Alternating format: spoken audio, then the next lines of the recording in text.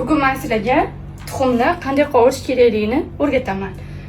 Yaxshilab ko'rib, o'rganib olinglar. Birinchi bo'lib gazni yoqamiz.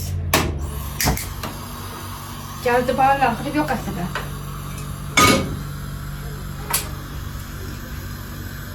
Qozonga yog' solamiz. Mana.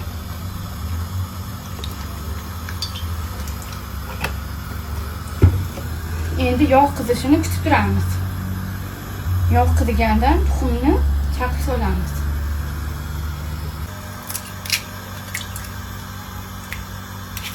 Tuxumni soldik.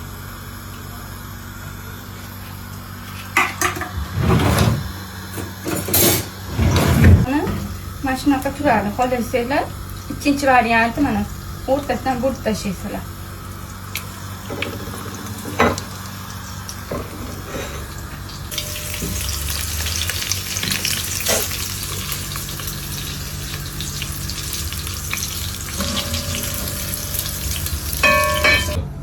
Mana tuxumimiz pishdi.